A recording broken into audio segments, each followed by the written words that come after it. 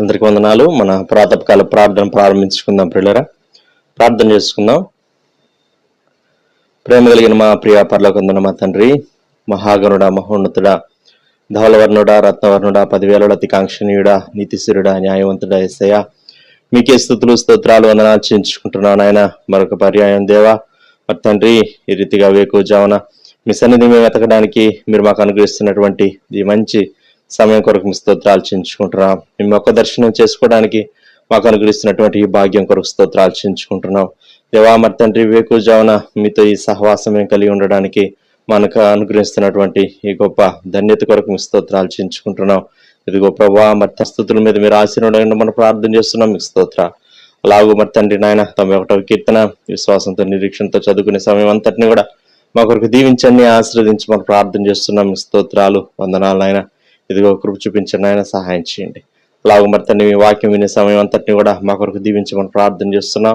మీ పక్షంగా నిలబడబోయేటువంటి మా దైవజనుల్ని మరొకసారి మీ ఆత్మాభిషేకంతో నింపి దేవా మీరే మాతో మాట్లాడమని ప్రార్థన చేస్తున్నాం. బాబా, మొదట మీ రాజ్యం మీ నీతిని వెతకమన్నారు, అప్పుడు అవన్నీ మీకు అనుగ్రహించబడుతుందని రీతిగా ప్రభా వేకువజామున దేవా ఆరంభ ప్రారంభ గడియల్లో మీ రాజ్యాన్ని మేము వెతుకుతున్నాం, మీ నీతిని మేము వెతుకుతున్నాం ఆయన. దేవా మరి తండ్రి, విషయాల్లో సహాయం చేయమని యేసయ్య సర్వశక్తి కలిగిన నామములో స్తుతించి ప్రార్థన చేసి అడిగి వేడుకుంటున్నాం పరలోకపు తండ్రి, ఆమెన్. సమయంలో కీర్తన చదువుకుందాం. పిల్లరా, మహోన్నతం చాటును నివసించేవాడే సర్వశక్తి నీడను విశ్రమించేవాడు. ఆయన నాకు ఆశ్రయము, నా కోట, నేను నమ్ముకున్న నా దేవుడని నేను యెహోవాను గూర్చి చెప్పుచున్నాను. వేటకాని ఊరిలో నుండి ఆయన నిన్ను విడిపించును, నాశనకరమైన తెగులు రాకుండా నిన్ను రక్షించును. ఆయన తన రెక్కలతో నిన్ను కప్పును, ఆయన రెక్కల క్రింద నీకు ఆశ్రయం కలుగును. ఆయన సత్యము కేడమును డాలునయ్యున్నది. రాత్రి వేళ కలుగు భయమునకైనను, పగటి వేళ ఎవరు బాణమునకైనను, చీకటిలో సంచరించే తెగులునకైనను, మధ్యాహ్నం మందు పాడుచే రోగమునకైనను నీవు భయపడుకుందువు. నీ ప్రక్కన 1000 మంది పడినను, నీ కుడి పక్కన 10,000 మంది కూలినను అపాయం నీ ఎద్దుకు రాదు. నీవు కన్నులారా చూచుచుండగా భక్తిహీనులకు ప్రతిఫలం కలుగును. యెహోవా నీవే నా ఆశ్రయము అని నీవు మహోన్నతుడైన దేవుని నీకు నివాసస్థలముగా చేసుకుని ఉన్నావు. నీకు అపాయమేమీ రాదు, ఏ తెగులును నీ గుడారము సమీపించదు. నీ మార్గములన్నిటిలో నిన్ను కాపాడుటకు ఆయన నిన్ను గూర్చి తన దూతలకు ఆజ్ఞాపించును. నీ పాదములకు రాయి తగలకుండా వారు నిన్ను తమ చేతుల మీద ఎత్తిపట్టుకుందురు. నీవు సింహములను, నాగుపాములను త్రొక్కెదవు, కొదమ సింహములను, భుజంగములను అనగత్రొక్కెదవు. అతడు నన్ను ప్రేమించున్నాడు గనుక నేను అతన్ని తప్పించదును. అతడు నా నామం ఎరిగిన వాడు గనుక నేను అతన్ని గనపరచెదను. అతడు నాకు మొరపెట్టగా నేను అతనికి ఉత్తరం ఇచ్చేదను. శ్రమలో నేను అతనికి తోడయుండెదను. అతను విడిపించి అతన్ని గొప్ప చేసేదను. దీర్ఘాయు చేత అతనిని తృప్తిపరచెదను. నా రక్షణ అతనికి చూపించెదను. ఆమెన్. సమయంలో మనం దేవుని వాక్యం విందాం. పిల్లరా, దైవజనులు ప్రదర్శకులు గారు వచ్చి మనకు దేవుని వాక్యాన్ని అందిస్తారు. ప్రియమైన వారులారా, ఈ ప్రాతకాలం ఎఫ్సీలకు రాయబడిన పత్రిక 6వ అధ్యాయం 10వ వచనం నుండి చదువుకుందాం. Ephesians chapter 6 from verse 10. తుదకు ప్రభు యొక్క మహాశక్తిని బట్టి ఆయన యందు బలవంతులయుండుడి. మీరు అపవాది తంత్రములను ఎదిరించుటకు శక్తిమంతులగునట్లు దేవుడిచ్చు సర్వాంగ కవచమును ధరించుకొనుడి. ఏలయనగా మనం పోరాడునది శరీరులతో కాదు, కానీ ప్రధానులతోనూ, అధికారులతోనూ, ప్రస్తుత అంధకార సంబంధులకు లోకనాథులతోనూ, ఆకాశ మండలమందున్న దురాత్మల సమూహములతోనూ పోరాడుచున్నాం. అయితే అందుచేతను మీరు ఆపద్దినమందు వారిని ఎదిరించుటకును, సమస్తము నెరవేర్చిన వారై నిలువబట్టకును శక్తిమంతులగునట్లు దేవుడిచ్చు సర్వాంగ కవచమును ధరించుకొనుడి. ప్రార్థన. ప్రియప్రభ, గొప్ప దేవ, స్తోత్రము. ఈ ప్రాతకాల సమయం మీ సన్నిధానంలో చేరి ఈ వాక్య భాగమును ధ్యానిస్తూ ఉండగా మా కొరకు దీవించి మీరు మాట్లాడి బలపరచునని యేసయ్య నామములో అడుగుచూ ఉన్నాము తండ్రి, ఆమేన్. ఈ ఉదయకాలం ఆత్మ సంబంధమైనటువంటి పోరాటం, స్పిరిచువల్ వార్ఫేర్ అనే అంశాన్ని గురించి మనము ఎఫ్సి పత్రిక 6వ అధ్యాయంలో మాట్లాడినటువంటి భాగంలో ఒక చిన్న అంశం మనం జ్ఞాపకం చేసుకోబోతూ ఉన్నాం. మనము పోరాడుచు ఉన్నాము. ఇక్కడ పౌలు గారు వ్రాసినటువంటి మాట 12వ వచనం చివరి భాగం, పోరాడుచు ఉన్నాము. ఈ పత్రిక పౌలు భక్తుడు మొదటి శతాబ్దంలో వ్రాశారు. ఎఫెసులో ఉన్నటువంటి సంఘానికి తాను వ్రాశాడు. ఎఫెసులోనికి సువార్త ఎలాగ వెళ్ళిందో అపోస్తల కార్య గ్రంథంలో మనకు తెలుసు. ఈ పత్రిక వ్రాసే కాలం నాటికి ఆయన తన 3 మిషనరీ ప్రయాణాలను ముగించి రోములో హౌస్ అరెస్ట్ లో ఉన్నటువంటి కాలంలో వ్రాయబడినటువంటి పత్రిక క్రీస్తు శకం 60-61 ప్రాంతాల్లో వ్రాయబడిందని పండితుల యొక్క అభిప్రాయం. ఈ ఎఫెసు అనేది ఒక రేవు పట్టణం, పోర్ట్ సిటీ. ఎఫెసు అని మనం అంటామే, అది ఎక్కడున్నది అంటే అది టర్కీ దేశంలో ఉన్నది. ఇప్పుడు మనం పిలిచేటటువంటి టర్కీ దేశంలో ఎఫెసు పట్టణం ఉన్నది అని మనం జ్ఞాపకం చేసుకోవాలి. ఆ దినాల్లో ఏషియా మైనర్లో అది ప్రాముఖ్యమైనటువంటి రేవు పట్టణంగా ఉంటూ ఉన్నది. అంతేకాకుండా ఆ దినాల్లో పౌలు గారు రాసినటువంటి పత్రికలు ఏవైనా సరే ఒక సంఘం వారు చదివించుకొని దగ్గర ఉన్నటువంటి సంఘానికి ఆ పత్రికను సర్క్యులేట్ చేసేటటువంటి అలవాటు ఉండేది. సో ఇది ఎఫెసు సంఘానికి మాత్రమే కాదు, ఆ దగ్గర ఉన్నటువంటి ప్రాంతాల్లో సంఘాలకు కూడా సర్క్యులేట్ చేయబడి ఉంటుంది. ఈ ఎఫ్సి పత్రికలో అనేక అంశాలను గురించి పౌలు గారు వ్రాసుకుంటూ వచ్చారు. చిట్ట చివరకు 6వ అధ్యాయంలో తుదకు ఫైనల్లీ 6:10 వాడాడు ఆ మాట. ఇప్పుడు ఎఫ్సి పత్రికలో చాలా గ్రాండ్ థీమ్స్ కనిపిస్తాయి, గొప్ప గొప్ప అంశాలు. దేవుని సంకల్పం మనపక్షంగా ఏమై ఉన్నది? 12వ వచనంలో చూస్తే దేవుడు తన చిత్త ప్రకారమైన సంకల్పమును బట్టి మనలను ముందుగా నిర్ణయించి, 3వ వచనం నుండి మొదటి అధ్యాయంలో 14వ వచనం వరకు దేవుడు ముందుగా ఏర్పరిచాడు, లేకుంటే ఉద్దేశించాడు. ఎప్పుడు అంటే 6వ వచనం చివరి భాగము, జగత్తు పునాది వేయబడక మునిపే, అంటే భూమే లేనప్పుడు, నీవు నేను లేనప్పుడు, మన తల్లి గర్భంలో మనం రూపింపబడక మునుపు దేవుడు మనల్ని ఏర్పాటు చేసుకున్నాడు. కనుక దేవుని సంకల్పం ఎంత అద్భుతమైందో దానిని గూర్చి ఆయన మనకు పరలోక విషయాల్లో ఆత్మ సంబంధమైన ప్రతి ఆశీర్వాదం అనుగ్రహించాడని ఈ పత్రిక ప్రారంభంలో తాను మెన్షన్ చేస్తూ దేవుని సంకల్పాన్ని గూర్చి వ్రాస్తూ, ఆ తర్వాత మొదటి అధ్యాయం 22వ వచనం వచ్చేసరికి సమస్తము పైని సంఘమునకు శిరస్సు ప్రభువైన క్రీస్తు, ద హెడ్షిప్ ఆఫ్ క్రైస్ట్, దానిని గూర్చి మాట్లాడుతూ వచ్చాడు. తర్వాత 2వ అధ్యాయం మన ప్రాచీన స్థితి, ఒకప్పుడు మనం ఎలా ఉన్నాం అవన్నీ చెప్తూ 15వ వచనం వచ్చేసరికి సున్నతి గలవారు సున్నతి లేనివారు అందరినీ విశ్వాసము ద్వారా ఎలాగూ కృపచేత రక్షించబడినటువంటి మనలను, ఒకప్పుడు దూరస్తులైనటువంటి మనలను సమీపస్తులుగా చేసి ఇశ్రాయేలుతో సహపౌరులుగా చేశారో, ఇశ్రాయేలీలు వాళ్ళ స్థితి వేరు, మన స్థితి వేరు చెప్పాలంటే. కనుక ఇక్కడ 22వ వచనం, మనము దేవునికి నివాస స్థలంగా ఉండటానికి కట్టబడుతూ ఉన్నాం అని చెప్పేసేసి చక్కగా ఈ మాట జ్ఞాపకం చేస్తూ ఉన్నాడు. యేసుక్రీస్తు ప్రభువులో మనము నూతనమైనటువంటి వ్యక్తులంగా ఉండటానికి 2వ అధ్యాయం 15వ వచనంలో అయితే ఈ ఇద్దరిని తన యందు ఒక నూతన పురుషునిగా సృష్టించి, న్యూ మ్యాన్, సంఘము అంటే యూదులేమి యూదేతరులు అన్యులేమి అందరూ యేసుక్రీస్తు ప్రభువునందు ఒకే కుటుంబంగా, ఒకే జనాంగంగా, ఒకే నూతన పురుషునిగా చేయబడ్డారని. ఆ తరువాత 3వ అధ్యాయము 4వ అధ్యాయము 5, 6 అధ్యాయాల్లో ఈ నూతనమైనటువంటి కుటుంబం వృద్ధి పొందటానికి దేవుడు ఏర్పరిచినటువంటి ఏర్పాట్లను గూర్చి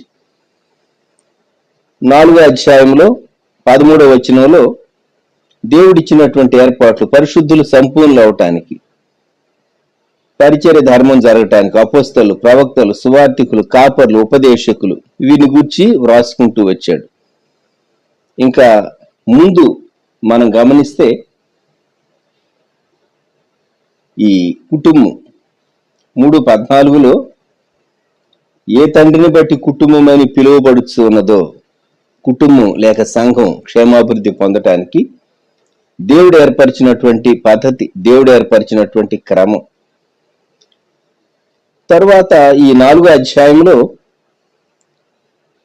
క్రైస్తవ ప్రవర్తన ఎలాగుండాలి 17వ వచనం దగ్గర నుండి క్రైస్తవ ప్రవర్తన గూర్చి 6వ అధ్యాయం 9వ వచనం వరకు. ఇది బైబిల్ స్టడీ కాదు, కానీ నేను మీకు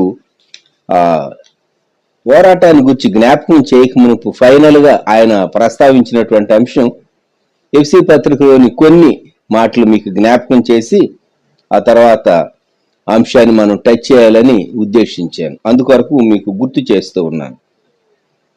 ఇప్పుడు 4వ అధ్యాయం 17వ వచనంలో ఇక మీదట అన్యుల్లాగా నడుచుకోవద్దు అన్నాడు. 23వ వచనం వచ్చేసరికి మీ చిత్తవృత్తి యందు నూతన పరచబడిన వారా అన్నాడు. అంటే మన విల్ అది మారిపోవాలి అని. 25వ వచనం వచ్చేసరికి మనం ఒకరికొకరు అవయవములం గనుక మనం అబద్ధం ఆడకూడదు. ఆ తర్వాత 29వ వచనం క్షేమాభివృద్ధికి అనుకూలమైనటువంటి వచనమే పలకండి, మేలు కలిగే వచనమే పలకండి, దుర్భాష రాకూడదు అన్నాడు. ఇలాగూ 5వ అధ్యాయం 2వ వచనం యేసు ప్రభు మనల్ని ప్రేమించిన రీతిగా పరిమళ వాసనగా ఉండటానికి పైన మొదటి వచనం ప్రియులైన పిల్లల వలె దేవుని పోలి నడుచుకోనండి. మన character, conduct, Christian character, Christian behaviour, దీనిని గురించి అనేక అంశాలు పూర్వం మీరు చీకటిగా ఉన్నారు ఇప్పుడైతే వెలుగు అని అంటూ 10వ వచనంలో అంటాడు ప్రభువునకు ఏది ప్రీతికరమో దానిని పరీక్షించుచు వెలుగు సంబంధుల వల్లే నడుచుకోండి. మనం చేసేటటువంటి ఏ పనికైనా గీటురాయి ఇదే, ఈ దేవునికి ఇష్టమైందా కాదా అని ఆలోచించి మనం చేయాలి. 15వ వచనం వచ్చేసరికి సమయాన్ని సద్వినియోగం చేసుకోవటానికి గురించి తాను వ్రాసుకుంటూ వచ్చాడు. ఆ తర్వాత 22వ వచనం వచ్చేసరికి కుటుంబంలో భర్త భార్య ఒకరి పట్ల ఒకరు ఎలా ఉండాలి, స్త్రీలు ఎలాగూ తమ భర్తలకు లోబడి ఉండాలి, అలాగే పురుషుడు ఎలాగూ భార్యను ప్రేమించాలి. 25వ వచనం ఇవన్నీ మనకు ఫెమిలియర్ వర్సెస్. అలాగే తల్లిదండ్రులు బిడ్డలు వారి యొక్క రిలేషన్షిప్ ఎలా ఉండాలి. 6వ అధ్యాయం వచ్చేసరికి పిల్లలారా అన్నాడు. 4వ వచనం వచ్చేసరికి 6:4 తండ్రులారా అన్నాడు. అలాగే దాసులు యజమానులు, దాసులారా యథార్థమైన హృదయం గలవారై భయముతో వణుకుతో, ఇలాగూ రిలేషన్షిప్స్, క్రిస్టియన్ కాండక్ట్. యేసుక్రీస్తు ప్రభువులోనికి వచ్చిన తర్వాత జీవిత విధానంలో చాలా మార్పులు వస్తాయి. అయితే మరి మన ప్రవర్తన ఖచ్చితంగా మార్పు చెందిందిగా ఉంటుంది అనేటటువంటి సత్యం మనం గుర్తుంచుకుంటూ ఈ పత్రిక చివరి భాగం వచ్చేసరికి తుదకు ప్రభువు యొక్క మహాశక్తిని బట్టి అన్నాడు. మనం శక్తిహీనులు, మనం బలహీనులు. యేసుక్రీస్తు ప్రభు యొక్క శక్తి అపరిమితమైనటువంటి శక్తి. మనం యేసుక్రీస్తు ప్రభువుని బట్టి మనం విజయం పొందేటటువంటి వారు. విజయం మంద కాదు, సాతాను పైన విజయం మంద కాదు, పాపం పైన, మరణం పైన, సాతాను పైన విజయాన్ని సాధించింది ప్రభు అయినటువంటి యేసుక్రీస్తు. యేసుక్రీస్తు ప్రభు యొక్క విజయాన్ని విశ్వాసం ద్వారా మనము స్వతంత్రించుకుంటూ అప్రాప్రియేట్ చేసుకుంటూ విశ్వాసం ద్వారా మనం అడుగు ముందుకు వేస్తాం. దావీదు గొలియాతు మీదికి యుద్ధానికి వెళ్ళినప్పుడు నేను జీవము కలిగినటువంటి దేవుని పేరట వస్తూ ఉన్నాను అన్నాడు. హైట్లో చూస్తే డేవిడ్ చిన్నవాడే గొలియాతు కంటే, వయసులో చూస్తే చిన్నవాడే, అనుభవం లేనటువంటి వాడు, యుద్ధాభ్యాసం లేనటువంటి వాడు. అయితే ఏమి, జీవం కలిగినటువంటి దేవుని పేరట తాను గొలియాతు మీదికి వెళ్ళాడు గనుక గొలియాతుని జయించాడు. కనుక మనం పోరాడేటటువంటి పోరాటం యేసుక్రీస్తు ప్రభు జయించినటువంటి యేసుక్రీస్తు ప్రభువుని బట్టి ఆయన సైన్యముగా మనము పోరాడేటటువంటి వారంగా ఉన్నాము అని మనము జ్ఞాపకం చేసుకోవాలి. అయితే పోరాడేటప్పుడు సర్వాంగ కవచం ఉన్నది, ఆర్మర్ ఆఫ్ గాడ్. సర్వాంగ కవచం, సర్వాంగ కవచంలో 6 అంశాలు ఉన్నాయి. 6వ అధ్యాయములో 13వ వచనం, అందుచేతను మీరు ఆపద్దినమందు వారిని ఎదిరించుటకును సమస్తము నెరవేర్చిన వారే నిలువబట్టును శక్తిమంతులగునట్లు దేవుడిచ్చు సర్వాంగ కవచమును ధరించుకొనుడి. ఇది దేవుని దగ్గర నుండి మనము పొందాలి. 6 అంశాలు ఈ సర్వాంగ కవచములో వ్రాయబడినటువంటి అంశాలు. 1, నడుమునకు సత్యమును దట్టి, బెల్ట్, ట్రూత్ అనేటటువంటి బెల్ట్. మనం మాట్లాడేటటువంటి మాట యథార్థమైనదిగా ఉండాలి, మన ప్రవర్తన యథార్థమైనదిగా ఉండాలి. అలాగే నీతి అనేటటువంటి మైమరువు అన్నాడు, ఇంగ్లీష్లో బ్రెస్ట్ ప్లేట్ ఆఫ్ రైచియస్నెస్. ఈ నీతి అనేది యేసుక్రీస్తు ప్రభు యొక్క నీతి మనల్ని కప్పాలి. మన నీతి స్వనీతి దేవుని దృష్టిలో అంగీకారమైంది కాదు. అది దేవుని సన్నిధిలో నిలవబడటానికి ఏ విధమైనటువంటి అర్హత మనకు కలిగించదు. యెషయా కేక వేసాడు, అయ్యో నేను అపవిత్రుడను, అపవిత్రమైన పెదవులు కలవాడనని. కనుక మానవుని నీతిని బట్టి ఈ లోకంలో ఎంత చక్కగా జీవించేటటువంటి వ్యక్తి సహా యేసుక్రీస్తు ప్రభువుకు వేరుగా దేవుని సన్నిధానంలో నిలవబడటానికి అర్హత లేదు, ఆధిక్యత లేదు. కనుక మనల్ని నిలవబెట్టేటటువంటి రక్షకుడు ప్రభు అయినటువంటి యేసుక్రీస్తు వారు తన నీతితో కప్పి, నీతి అను మైమరువు. తర్వాత 15వ వచనం వచ్చేసరికి మన కాళ్లకు తొడుక్కోవాల్సింది, సువార్త ప్రకటించడానికి సిద్ధమైనటువంటి మనస్సు కలిగినటువంటి వారంగా సమాధాన సువార్త వలనైనా సిద్ధ మనస్సును జోడు తొడుగుకొని నిలువబడుడి. సమాధాన సువార్త వలనైనా సిద్ధ మనస్సును జోడు. 4వది విశ్వాసం అనే డాలు. So the shield of faith, 16వ వచనం, విశ్వాసం అనే డాలు. ఎందుకు ఈ డాలు? సాతాను బాణాలు వేస్తూ ఉంటాడు. ఏ బాణాలు? అగ్ని బాణాలు, యారోస్ ఆఫ్ ఫైర్. అగ్ని ఏం చేస్తుంది? నష్టాన్ని కలిగిస్తుంది. సాతాను వేసేటటువంటి బాణాలు మామూలు బాణాలు కాదు. మనలో ఎన్నో సందేహాలు రేకెత్తిస్తూ ఉంటాడు, నీ ఫెయిత్ను షేక్ చేస్తూ ఉంటాడు. అందుకొరకే మనము విశ్వాసం అనేటటువంటి డాలు పట్టుకోవాలని, రక్షణ శిరస్త్రాణం 17వ వచనంలో, హెల్మెట్ ఆఫ్ సాల్వేషన్. నీ రక్షణను నీవు సందేహించొద్దు. కొన్ని మార్లు సాతాను వచ్చి నీవు నిజంగా రక్షింపబడ్డావా అని అంటుంది. నీవు నిజంగా రక్షింపబడ్డావా? యేసుక్రీస్తు ప్రభు నీవు నిజంగా రక్షించాడా అని నీలో సందేహాన్ని రేకెత్తిస్తూ ఉంటుంది. అందుకే రక్షణ అనేటటువంటి శిరస్త్రాణం. యేసు ప్రభు నన్ను దర్శించాడు, రక్షించాడు, పాపినైన నన్ను కరుణించాడు. This is our stand. నా కొరకు ఆయన శిలువలో మరణించిన ఆయన మరణాన్ని, ఆయన పునరుద్ధానాన్ని నేను అప్రాప్రియేట్ చేసుకుంటూ ఉన్నాను అని మనము డిక్లేర్ చేసి మన రక్షణను గూర్చి అది కనిపించేటట్లుగా, ఎందుకంటే శిరస్త్రాణం తల మీద అనేది ఎవరికైనా కనిపిస్తుంది, హెల్మెట్ ఆఫ్ సాల్వేషన్. ఆఖరుగా 17వ వచనంలో దేవుని వాక్యమును ఆత్మ ఖడ్గము, the spirit, the word of God. దేవుని వాక్యం ఇది కత్తి లాంటిది. దేవుని వాక్య ఖడ్గం, దేవుని వాక్యము అను ఆత్మ ఖడ్గము అన్నాడు. ఆత్మ ఖడ్గం. ఈ ఆర్మర్ ఆఫ్ గాడ్ ధరించుకొని మనము దేవుడిచ్చినటువంటి సర్వాంగ కవచాన్ని ధరించుకొని మనము పోరాటం చేయాలి అని. ఇప్పుడు ఈ పోరాటం ఇది అంతరంగ పోరాటమా లేక బహిరంగ పోరాటమా అని మనం ఆలోచిస్తే ఇది బహిరంగ పోరాటంగానూ ఉన్నది, కొంత అంతరంగ పోరాటంగానూ ఉన్నది. ఆలోచించండి. నీ మనస్సులో సందేహం కలుగుతూ ఉన్నదనుకోండి, డౌట్, అది అంతరంగ పోరాటం. బహిరంగ పోరాటం ఇప్పుడు కొన్ని పాదములకు సమాధాన సువార్త వలన సిద్ధ మనస్సును చూడు, సువార్త చెప్పడానికి. ఇది బహిరంగ పోరాటం. ఆటంకాలు కలుగుతూ ఉంటాయి సువార్త చెప్పడానికి, కొందరు ప్రకటించడానికి. బహిరంగ పోరాటం అది, బహిరంగ పోరాటం. సో ఇక్కడ ఈ ఆత్మ సంబంధమైనటువంటి పోరాటము కొంత బహిరంగంగానూ ఉన్నది, కొంత అంతరంగంగానూ ఉన్నది.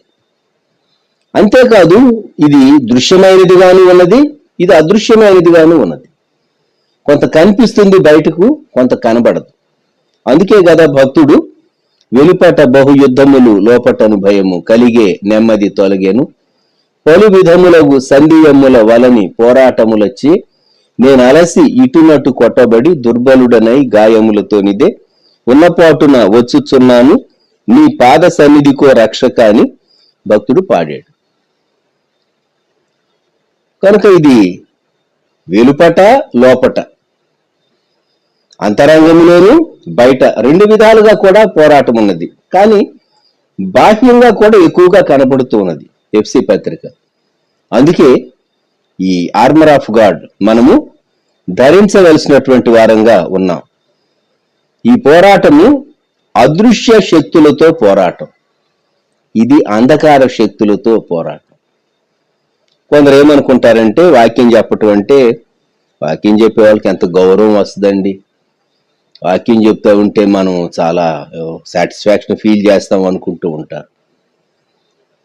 కానీ చాలా మంది విస్మరించేటటువంటి ఆస్పెక్ట్ ఏంటంటే, వాక్య పరిచర్య చేసేటప్పుడు ఈ వ్యక్తి ఒకప్పుడు సాతాను అధికారం క్రింద ఉండి ఇప్పుడు యేసుక్రీస్తు ప్రభువు యొక్క అధికారం క్రిందికి వచ్చి సువార్త చెప్తూ ఉన్నాడు అంటే సాతాను రాజ్యాన్ని కూలద్రోసేటటువంటి వ్యక్తిగా ఉన్నాడు. కనుక సాతాను యొక్క హిట్ లిస్ట్ లో ఉంటాడు వాక్యం చెప్పే వ్యక్తి అని మనం మర్చిపోకూడదు. చెప్పేటటువంటి వారు కానీ వినేటటువంటి వారు కూడా వాక్యోపదేశకుల కొరకు ప్రార్థించాలి. సాతాను ఇప్పుడు ఏం చేస్తూ ఉంటాడు, మరి ముఖ్యంగా దేవుని సువార్త ప్రకటించే, దేవుని వాక్యాన్ని ప్రకటించే సేవకుల పైన, సేవకురాండ్ర పైన. ఇది అంధకార శక్తులతో పోరాటము, అంధకార శక్తులతో పోరాటం. మీరు ఎవరైనా ఆస్వాల్డ్ జె స్మిత్ అనేటటువంటి గొప్ప దైవజన్య రచనలు, ఆయన చాలా పుస్తకాలు రాశారు. పీపుల్స్ చర్చ్ ఆఫ్ టొరంటో ద్వారా ఆయన ప్రపంచవ్యాప్తంగా ఎంతో మంది మిషనరీలను పంపించి తన కాలంలో గొప్ప పరిచర్య చేశాడు. ఆయన రచనలు క్రైస్తవ సాహిత్యంలో ఇప్పటికీ అందుబాటులో ఉంటూ ఉన్నాయి. మిషనరీ టేల్స్ ని గూర్చి ఆయన వ్రాస్తూ ఒక పుస్తకంలో ఆయన ఏమని వ్రాస్తాడంటే, అంత మటుకు సువార్త ప్రకటింపనటువంటి ఒక దేశానికి సువార్థికుడు వెళితే ఆ దేశం యొక్క సరిహద్దు దాటి ప్రవేశింపక మునిపే కొందరు తిరుగుబాటు చేసి ఆ వ్యక్తిని చంపేసేస్తారు. ఆ వ్యక్తి యొక్క దేహానికి హాని కలిగించి ప్రాణం తీస్తారు. ఈ దృశ్యం సాతాను కాన్ఫరెన్స్ పెట్టినప్పుడు ఒక్కొక్క దేశానికి సంబంధించినటువంటి, ఒక్కొక్క ప్రాంతానికి సంబంధించినటువంటి దయ్యాలను పిలిచి, ఎవరైనా సువార్థికులు మీరున్నటువంటి ప్రాంతానికి వచ్చారా, మీరున్నటువంటి దేశానికి వచ్చారా, మీరు వారిని ఎలాగూ తరిమేసేసారు అంటే ఒక్కొక్కళ్ళు సువార్తను ఎలాగూ అడ్డుకున్నారో ఈ దయ్యాలన్నీ సాతానుకు రిపోర్ట్ చెప్తూ ఉంటాయి. ఆ సీన్ అయిపోయిన తర్వాత ఒక 6 మాసాలకో సంవత్సరానికో మరలా ఇంకొక సీన్ ఏంటంటే, ఆయన రాసినటువంటి పుస్తకంలో ఆ మీటింగ్కి చేరినటువంటి వారిలో సాతాను ఒక్కొక్కరిని పిలుస్తూ ఉంటే కొందరి మనసుల్లో భయాందోళన కలుగుతూ ఉన్నాయి. మీ ప్రాంతం యొక్క రిపోర్ట్ ఏంటంటే, నేను ఎంత ప్రయత్నించినా సువార్తను ఆపలేకపోయాను, నా సరిహద్దుల లోపలికి చొచ్చుకుని వచ్చారు, వాళ్ళని హింసించాను, కొందరిని చంపాను, అయినా ప్రాణాలకు తెగించి వచ్చారు, సువార్త చెప్పారు అని ఇలాగూ ఆ రిపోర్ట్స్ సాతాను పెట్టినటువంటి మీటింగ్లో ఆ రిపోర్ట్స్ దయ్యాలు వినిపించినవని ఇది ఒక ఊహించి వ్రాసినటువంటి మంచి కథే. కానీ ఆస్వాల్డ్ జె స్మిత్ గారు గొప్ప దైవజనులు వ్రాశారు. వాయుమండలంలో జరిగేటటువంటి కాన్ఫరెన్సెస్ అన్నమాట. సాతాను భూమి మీద సువార్త ప్రకటింపబడకుండా ఎన్నో ఆటంకాలు కలిగిస్తూ ఉంటుంది. ఇది అంధకార శక్తులతో పోరాటము అని మనము జ్ఞాపకం పెట్టుకున్నాం. సాతాను శక్తులతో పోరాటం. అంతేకాదు నియమబద్ధంగా పోరాడాలి. అందుకే దేవుడిచ్చేటటువంటి సర్వాంగ కవచాన్ని గురించి మనం మాట్లాడుకున్నాం, ఆర్మర్ ఆఫ్ గాడ్. మనము నియమబద్ధంగా పోరాడకపోతే చాలా ప్రమాదం ఉన్నది. సర్వాంగ కవచం ధరించి పోరాడాలి. దావీదు ముందు సౌలు ఇచ్చినటువంటివన్నీ వేసుకుని నాకు ఇవి సరిపడవులని తీసి ప్రక్కన పెట్టి తన ఒడిసెల రాళ్లు తీసుకుని వెళ్ళాడు. సరే, అభ్యాసం లేదు కదా అని సౌలు దావీదును అలా వెళ్లనిచ్చాడు కానీ యుద్ధభూమిలోనికి. మామూలుగా యుద్ధభూమిలో పోరాడాలి అంటే వారు సర్వాంగ కవచం ధరించాలి. అది నియమం. క్రైస్తవ యోధుడు మరి విశేషంగా నియమబద్ధంగా పోరాడాలి. ఇక్కడ ఎఫ్సి పత్రిక 6వ అధ్యాయంలో 12వ వచనం మనం కొన్ని నిమిషాలు కాన్సన్ట్రేట్ చేద్దాం. పౌలు భక్తుడు ఏమన్నాడంటే, మనము పోరాడున్నది శరీరులతో కాదు, we wrestle not with flesh and blood. మనుష్యులతో పోరాటం లేదు మనం. ఇది మనం గుర్తుంచుకోవాల్సిందే. ఒక వ్యక్తి నిన్ను దేవుని చిత్తం నుండి తప్పించడానికి ప్రయత్నం చేస్తూ ఉంటే నీవు గద్దించవలసింది మొదట ఆ వ్యక్తి వెనుక ఉన్నటువంటి సాతానును, దయ్యాన్ని, అపవిత్రాత్మను.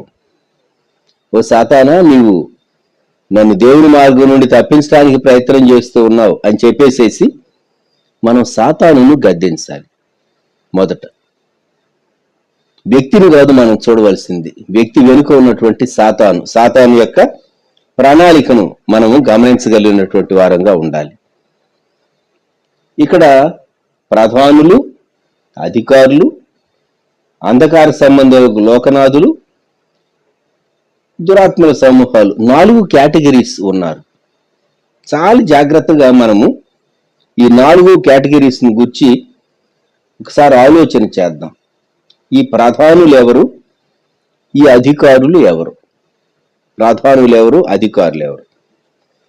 రోమీలకు వ్రాసినటువంటి పత్రికలో పౌలు గారు యేసుక్రీస్తు ప్రభు యొక్క ప్రేమను గూర్చి మాట్లాడుతూ రోమా పత్రిక 8వ అధ్యాయం 38-39 వచనాల్లో మరణమైనను, జీవమైనను, దేవదూతలైనను, ప్రధానులైనను, ఉన్నవి అయినను, రాబోవునవి అయినను అన్నాడు.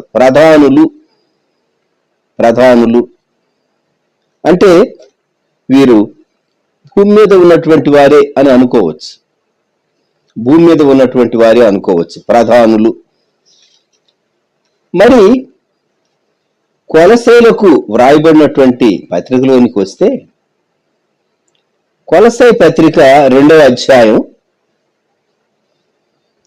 15వ వచనం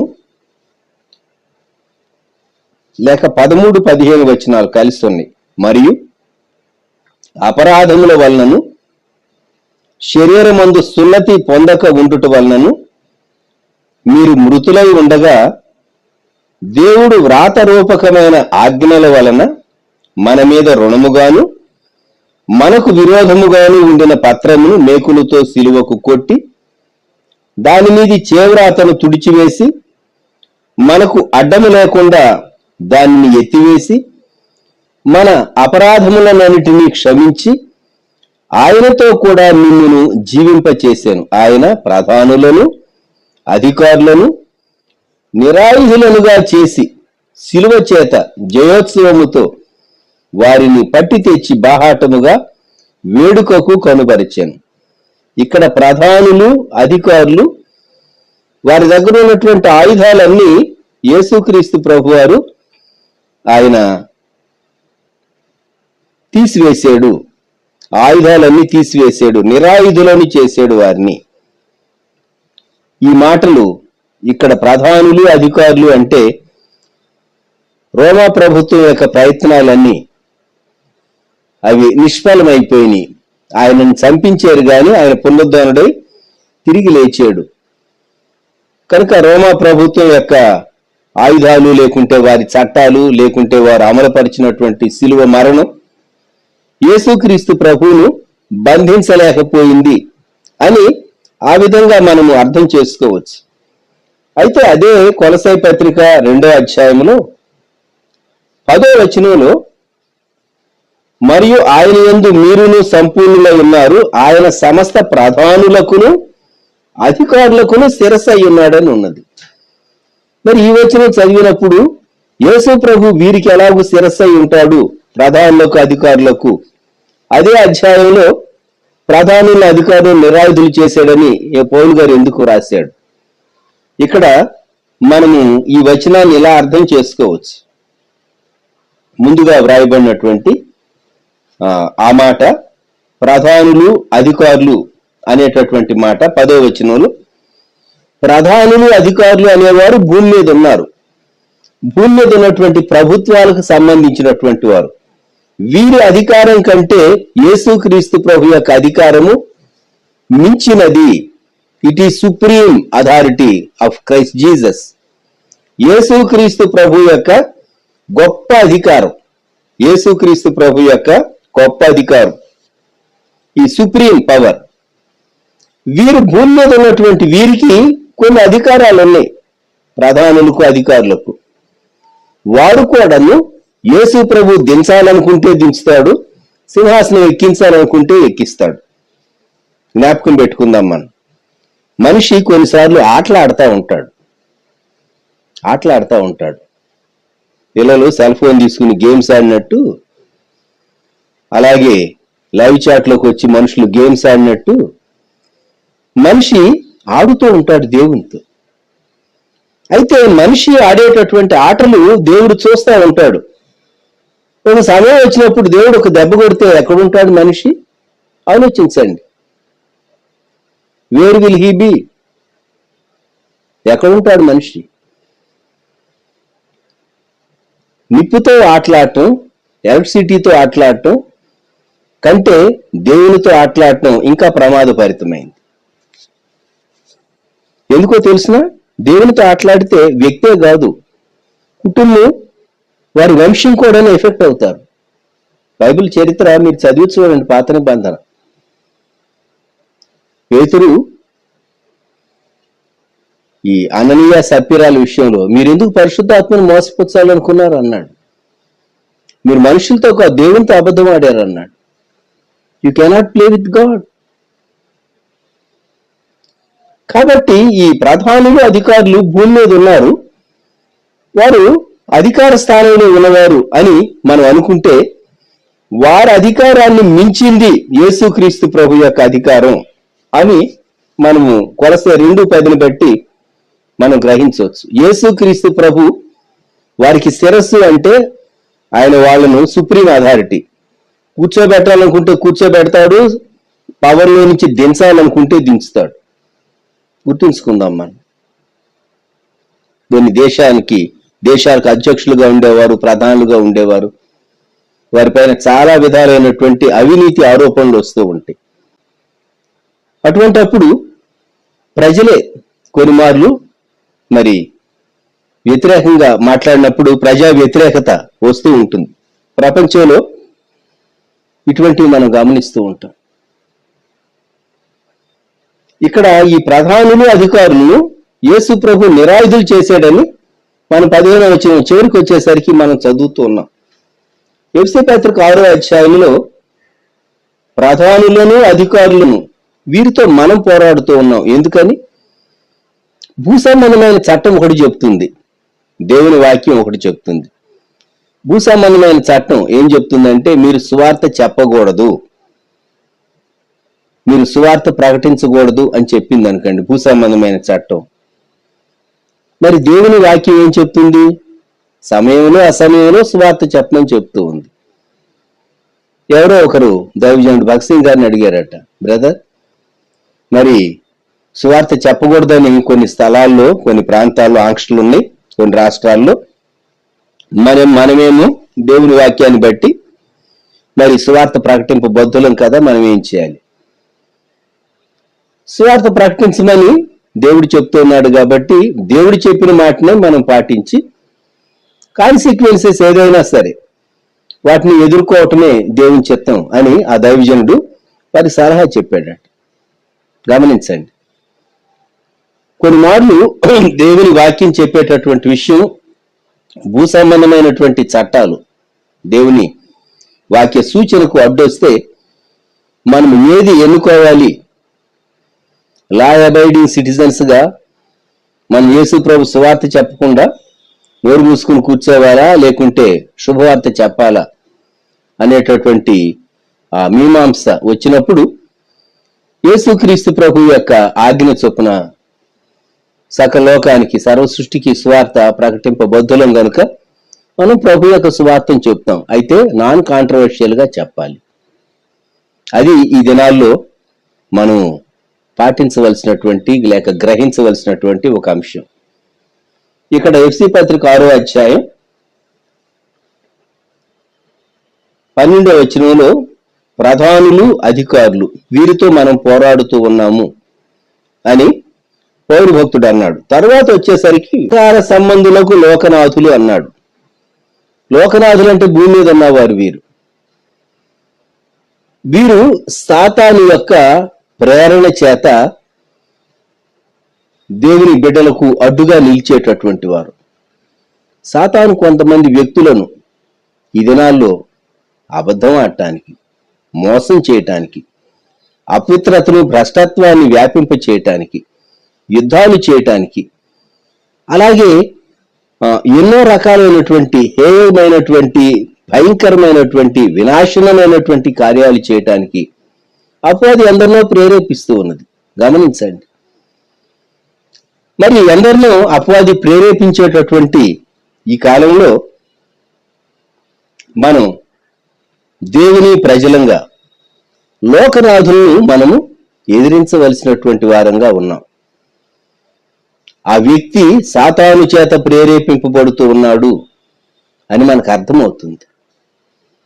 కొన్ని మార్లు ఆఫీసెస్ లో నీవు క్రైస్తవుడు అయినందువలన, క్రైస్తవురాలు అయినందువలన, వారితో కూడా కలిసి వారు చేసే పనులు నీవు చేయనందువలన నిన్ను కామెంట్ చేస్తూ ఉంటారు. కొన్ని మార్లు వాళ్ళందరూ ఒక గుంపై నిన్నొక్కరిని ఐసోలేట్ చేస్తూ ఉంటారు.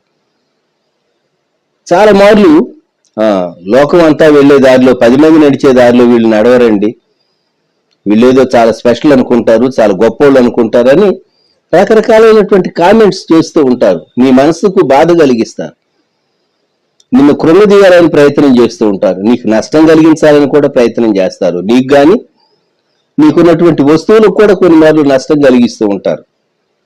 వీరు సాతాను చేత ప్రేరేపించబడినటువంటి వారు. గుర్తుంచుకోనండి,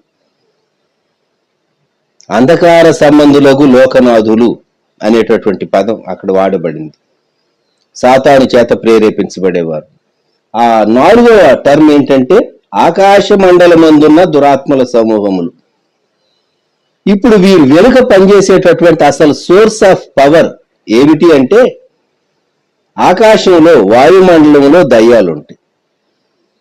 ఆ దయ్యాలు అక్కడి నుండి భూమి మీద వ్యక్తులను ప్రేరేపిస్తూ ఉంటాయి. నువ్వు అది చేయి, నువ్వు ఇది చేయి, వీరికి వ్యతిరేకంగా ఆ పని చేయి, ఈ పని చేయి అని మనుషులను ప్రేరేపిస్తూ ఉంటాయి. మనిషి నేను ఆటలాడగలను అనుకుంటాడు. ఎంతకాలం ఆడతాడండి? ఒకరోజు నాటకానికి తెరబడినట్టుగా వీడి ఆటలన్నీ ఒకరోజు బంద్ అయిపోతాయి, అంతే, ఫినిష్. ఎక్కడుంటాడు మనిషి? దేవుడు ఒక్క దెబ్బ కొడితే మనిషి మళ్ళా తిరిగి లేవలేడు. ఆయన కనికరం గలవాడు కాబట్టి సరిపోతూ ఉంది. ఇప్పుడు సైతాను ప్రేరేపిస్తూ ఉంటుంది. ప్రేరేపణకు లోబర్చుకొని తనను తాను సాతాను వశంలోనికి ఒక వ్యక్తి అప్పగించుకొని దేవునికి, దేవుని ప్రజలకు, దేవుని చిత్తానికి, దేవుని సంఘానికి వ్యతిరేకంగా కీడు చేయటానికి ప్రయత్నిస్తే ఏమైపోతాడు మనిషి? చాలా నష్టపోతాడు.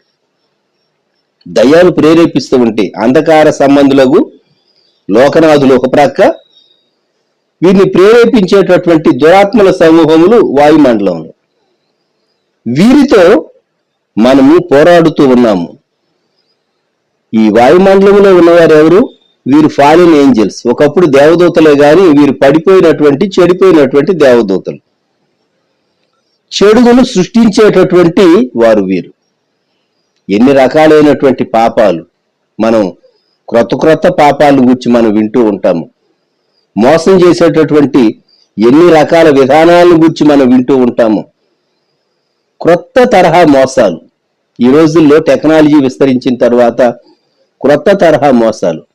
సెల్ ఫోన్లు ఉన్నటువంటి వాళ్ళు తమ సెల్ ద్వారా కొన్ని ట్రాన్సాక్షన్స్ నిర్వర్తించేటటువంటి వారు ఎంత కేర్ఫుల్ గా ఉండాలో. తెలియక ఏదైనా యాప్ని ప్రెస్ చేసినా ఎంత కీడు జరిగిపోతుందో మనకు తెలుసు. క్రొత్త యాప్స్ డౌన్లోడ్ చేసుకోమని ఏవేవో సూచనలు వస్తూ ఉంటాయి. పొరపాటున వాటిని టచ్ చేస్తే ఎంత కీడు జరుగుతూ ఉన్నదో మీరు వింటూ ఉన్నారు ఈ రోజుల్లో. రకరకాలైనటువంటి మోసాలు. సాతాను చాలా రకాలుగా స్కీమ్స్, పాపం, దోచుకోవటం, అన్యాయం, అక్రమం చేయటానికి సాతాను రకరకాల డివైజెస్, ఇలా చేయి అలా చేయి అని మనుషులను ప్రేరేపిస్తూ ఉంటాడు. అంతేకాదు అబద్ధాలు మనుషుల్లో కలిగించేటటువంటి భయం, మనుషుల్లో రెస్ట్లెస్నెస్. కొన్ని మార్లు అశాంతికి గురవుతూ ఉంటారు. రెస్ట్లెస్నెస్. అంతేకాదు ప్రపంచంలో ఎన్ని చోట్ల యుద్ధాలు. నెమ్మదిగా మనుషులు బ్రతకవలసింది. యుద్ధాలు అనేవి చాలా భయంకరమైనటువంటి పరిస్థితులు. రెండో ప్రపంచ యుద్ధం, హిట్లర్ని జ్ఞాపకం చేసుకుంటే నాకు అనిపిస్తుంది, పాపం చేసినటువంటి ఒక వ్యక్తి నరకానికి వెళ్ళినప్పుడు హిట్లర్కును మామూలుగా యేసు ప్రభు నమ్మకుండా చనిపోయి నరకానికి వెళ్ళినటువంటి ఒక వ్యక్తికి డిగ్రీస్ ఆఫ్ పనిష్మెంట్ ఒకే రీతిగా ఉండదు అని నా సామాన్యమైన జ్ఞానానికి అనిపిస్తుంది. ఎందుకంటే లక్షలాది మందిని మరి యూదులను గ్యాస్ ఛాంబర్స్ లో పెట్టి చంపించినటువంటి దుష్టుడు, సాతాను చేత బహుగా ప్రేరేపించబడినటువంటి హిట్లర్. కొంతమంది సాతానుకు అమ్ముడు పోతారు, తను తాను అప్పగించుకుంటారు, వాళ్ళ మనసును సమయాన్ని అప్పగించుకుంటారు. అప్పగించుకుని దేవుని చిత్తానికి వ్యతిరేకంగా నిలవబడి ఏదో చేద్దాం అనుకుంటారు. జాగ్రత్త సుమ, జాగ్రత్త సుమ. రెండవ ప్రపంచ యుద్ధం ఎంత ప్రాణ నష్టాన్ని కలిగించింది, ఎంత ఆస్తి నష్టాన్ని కలిగించింది, ఎన్ని ఆర్థిక వ్యవస్థలను చిన్నాభిన్నం చేసింది. దురాత్మల సమూహాలు వ్యక్తులను యుద్ధాలు చేయడానికి ప్రేరేపిస్తాయి. జ్ఞాపకం పెట్టుకుందాం మనం. ప్రధానులు, అధికారులు, లోకనాథులు, వాయుమండలం అందున్నటువంటి దురాత్మల సమూహాలు. ఈ ఉదయకాలం నేను మీకు జ్ఞాపకం చేయగోరేది, మనము పోరాటములో ఉన్నాము. We are in the battlefield. పోరాటంలో ఉన్నటువంటి మనము నియమబద్ధంగా పోరాడాలి. ఇది కొంత మటుకు దృశ్యంగా మనకు కొందరు కనిపించినా, వాళ్ళు ప్రధానులు కావచ్చు, అధికారులు కావచ్చు, లోకంలో కొందరు కనిపించవచ్చు. కానీ వీటన్నిటి వెనుక, వీరందరి వెనుక వాయుమండలం అందున్నటువంటి దురాత్మల సమూహముల యొక్క ఆదేశాలు అవన్నీ పనిచేస్తూ ఉన్నాయి అని మనం జ్ఞాపకం పెట్టుకుని మనము నియమబద్ధంగా పోరాడితేనే ఆధ్యాత్మిక పోరాటంలో వ్యక్తి నిలువబడగలడు. సరిహద్దుల దగ్గర సైనికులు ఎందుకు వారు యాక్టివ్గా ఉంటారు? ప్రాణాలొడ్డి వారు మెలకువగా ఉండి సరిహద్దులు వారు ఎందుకు గార్డ్ చేస్తూ ఉంటారు? సరిహద్దుల దగ్గర వారు జాగ్రత్తగా ఉండకపోతే శత్రువు కొన్ని కిలోమీటర్లు లోపలికి చొచ్చుకుని వస్తాడు.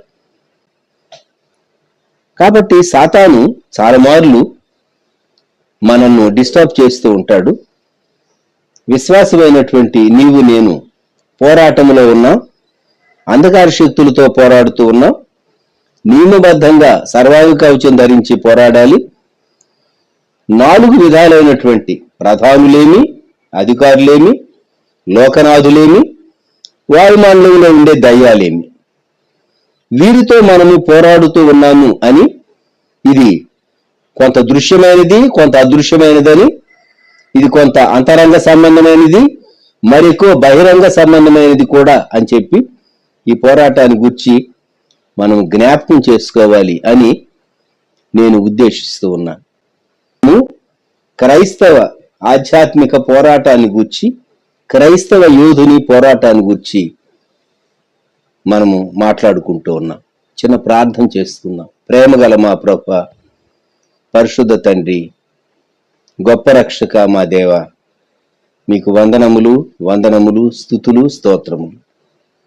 ఈ ప్రాతకాల సమయంలో ఎఫ్సీలకు రాయబడినటువంటి పత్రికలో నుండి పౌలు భక్తుడు ఆనాడు టర్కీలో ఉన్నటువంటి ఆ రేవు పట్టణంలో, ఎఫెసులో ఉన్నటువంటి ఆ సంఘానికి, ఆ ప్రాంతాల్లో ఉన్నటువంటి విశ్వాసులకు, చర్చెస్ను ఉద్దేశించి చెరసాల నుండి, రోము నుండి వ్రాసినటువంటి ఈ పత్రిక విశ్వాస యొక్క పోరాటాన్ని గూర్చి, ఆత్మ సంబంధమైనటువంటి పోరాటాన్ని గూర్చి, భూమి మీదే మేము అధికారులతో, ప్రధానులతో, లోకనాథులతో, వాయుమండలం మందు ఉన్నటువంటి దురాత్మల సమూహములతో మేము ఎలాగూ పోరాటంలో ఉన్నామో జ్ఞాపకం చేశారు.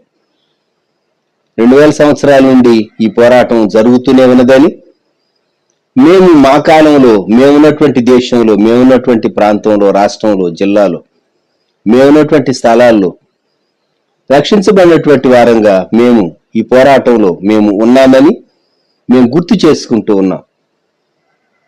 ప్రియప్రభ, మాకు పోరాటాన్ని గురించినటువంటి లోతైన అవగాహన దయచేయండి.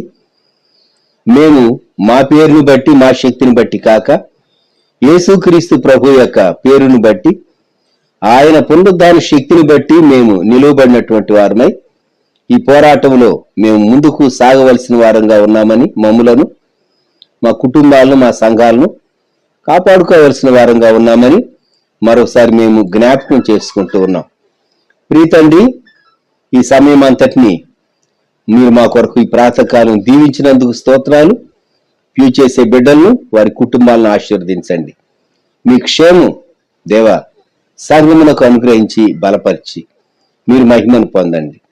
వినేటటువంటి వారికి క్షేమాభివృద్ధి కలుగు చేయండి. యేసుక్రీస్తు ప్రభు వారి శ్రేష్టమైన నామంలో ప్రార్థిస్తూ ఉన్నాము తండ్రి, ఆమెన్. మన ప్రభు అయిన యేసుక్రీస్తు వారి కృప, దేవుని ప్రేమ, పరిశుద్ధాత్ముని అన్యోన్య సహవాసం సదాకాలం సంఘమునకు తోడై ఉండును గాక. ఆమెన్.